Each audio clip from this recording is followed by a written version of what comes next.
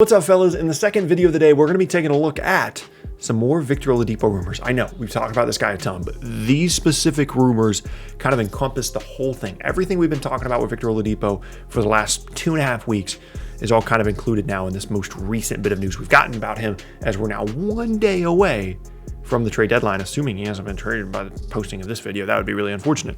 But really quickly before we get started, if you enjoy content like this, then consider subscribing. I upload twice a day, every single day on this channel, so it's a great place for consistent NBA content. If you're new here, by the way, what's up?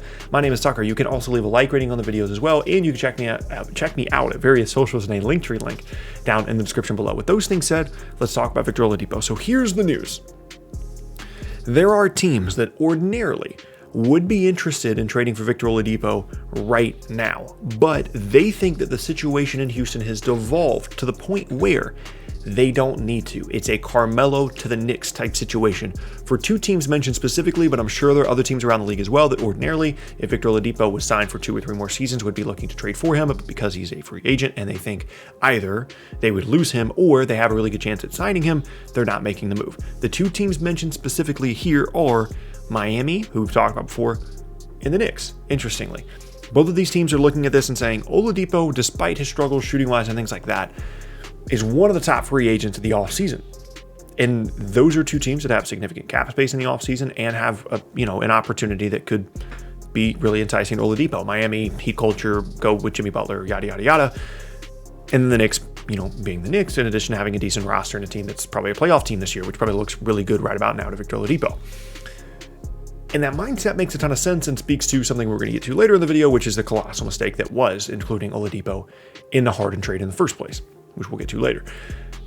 That part of this is interesting because that's how the rumor, this piece of news started. It said those teams are saying, you know what, we'll just wait for him to sign in the offseason. And you would think that that would take the pressure off of other teams to go out and grab him, because if at least two teams feel confident that they can just sign him in the offseason anyway, then other teams around the league should not be all that excited about bringing Oladipo, because then they're just going to lose him in the offseason if they go with the confidence that these other teams, the Heat and the Knicks specifically here, have for re-signing him.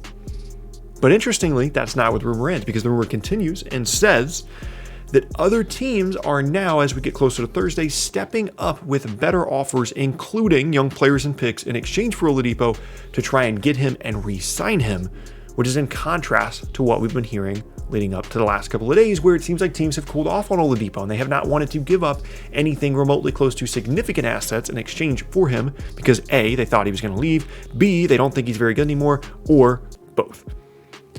Now, I don't necessarily know what young players and picks means, because young players and picks could mean RJ Hampton and a lottery protected 2023 first from Denver, which and Gary Harris, no disrespect to anybody or anything involved in that trade, but there's a significant difference between a good young player and a good pick and a late first and a young player. You could say that PJ Tucker got traded for a young player and a first, right? But we all know that it wasn't incredibly valuable what the Rockets got for PJ Tucker, right? So at the end of the day, I do think he's going to be moved, and that's the last piece of this. Is the sense around the league is that they are very confident that worst case Victor Oladipo will be playing for a different team other than Houston Rockets post trade deadline, because if free agency started tomorrow, I'm not sure Victor Oladipo would even be in the state of Texas right now. He would be gone. It's I don't blame the organization as a whole for the situation they're in now, because some of it's been injury stuff, and it's just really tough when you lose 20 games in a row, 19 games in a row, whatever they lost. But it's just not a situation Victor Oladipo wants to be a part of. It's not a situation I would want to be a part of if I was in his shoes, so I don't blame him for it. So at this point, the expectation is Victor Oladipo is going to be moved. The question is just where. I think there are a couple of really, really interesting teams kind of lurking here in the Victor Oladipo stuff. I wouldn't be shocked for the Knicks or the Heat to step up and make some kind of move here. Just if they get intel from Oladipo or people around Oladipo that he is likely to re-sign in either New York or Miami, whichever team they're talking to here, Miami might say, okay, you know what? You can have Duncan Robinson and some contracts. Just give us Oladipo because we're playing really well. We'll add him and we can do something this year. There are benefits to having him on our roster this year and not just waiting on him to potentially show up next year. I wouldn't be surprised if that happened. Ultimately, though, I think it's probably going to be a team like Dallas, potentially. It's a team that probably is already targeting Oladipo as their top free agency target anyway. So if they're giving up something not incredibly valuable, but something at least halfway interesting to Houston, then maybe they go make the move. I think Denver's another team. Realistically, you can go around to a ton of different teams. Oladipo's not that difficult to trade for from a salary perspective. So there's a lot of options here. There's a lot of opportunity for possible deals. And I would expect him to be traded before Thursday or on Thursday. Now, this might be one of the most egregious front office mistakes in the last 10 years. The way that this Oladipo situation has been handled and or how it's worked out for Houston. When they made the Harden trade, I'm sure they had this idea, realistic or not, in their head of we're going to get future assets and we're still going to be a decent team. We have John Wall. We have Christian Wood. We have DeMarcus Cousins at the time. We have PJ Tucker. We have Eric Gordon. We're still going to be decent. So let's get picks, which they got, and let's also get a guy that can help us right now, which they thought they were getting in Oladipo. He hasn't been good. It's tough to kind of transition between teams like that, especially a team that has injury issues the way the Rockets did. And then things just almost immediately fell apart. They won a couple of games and then things fell apart. And I'm sure they were thinking, let's get Oladipo. We'll be decent. We'll re-sign him. We've got Wall. We've got Oladipo. We've got Wood. We've got Gordon. We've got Tucker, assuming we don't trade him.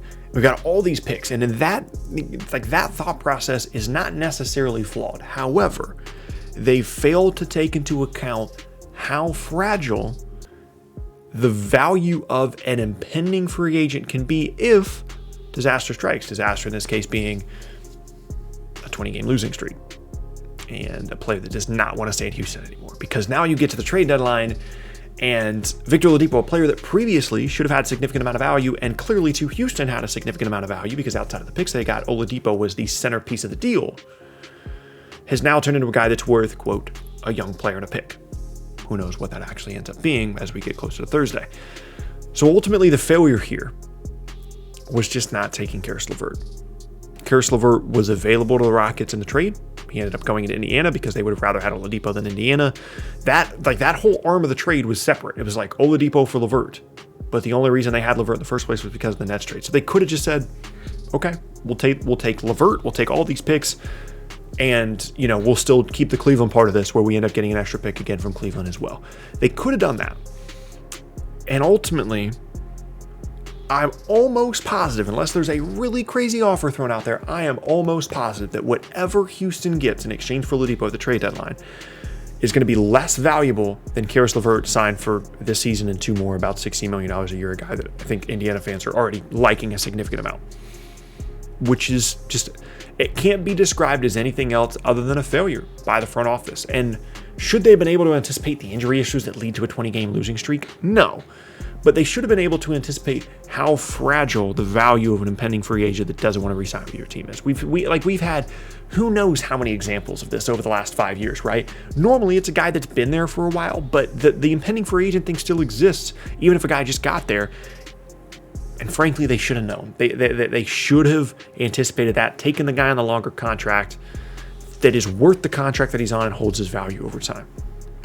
I understand where they're coming from. They thought they might be decent, but that mindset still exists if you have Caris LeVert on the roster. Obviously, the health stuff that ended up happening with LeVert, thankfully he's healthy now and he's fine. He's coming back and playing. They couldn't have known that at the time. But the idea of Caris LeVert on this roster is not that different than the idea of Victor Oladipo, other than the fact that Oladipo has more pedigree. He's made an All-NBA team a couple of years ago, and the best version of Oladipo is better than Caris LeVert. But Caris LeVert's also younger, potentially fits better with whatever timeline you want to have with these picks, and ultimately, all paths should have led towards, let's just take Caris LeVert. I think one thing that came into play here for Houston was the optics of this. They were trading away Harden, and if they just traded away Harden for what most people perceived as not enough asset-wise in Brooklyn, LeVert, they could have taken Jared Allen, whatever, and all these picks, then there would have been where people would have been trashing them afterwards. Oh, they didn't go out and get anybody. And it looked better with Oladipo. On paper, it just did. It looked like a better trade because Oladipo is a proven player, and you're not just getting picks and a couple of random young guys that Brooklyn has developed from the late 20s in the first round.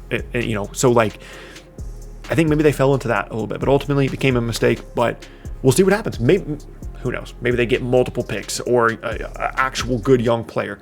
And maybe there's a 3-team deal where, Oladipo goes somewhere and Aaron Gordon shows up. in Houston, and you can make the argument that you'd rather have Aaron Gordon there than Caris LeVert. I don't know, but ultimately it's a failure. We'll see where Oladipo goes. These are the rumors. I'm imagining this is the last Oladipo video until he actually gets moved. That's what I'm assuming, but who knows at this rate. We've done a ton of Oladipo content this year, but that is going to be the end of the second video of the day, and thank you guys very much for watching. Once again, my name is Tucker. If you missed any of my previous videos, then be sure to check out the boxes on screen. Hope you guys have a fantastic rest of your day, and I will see you all next time.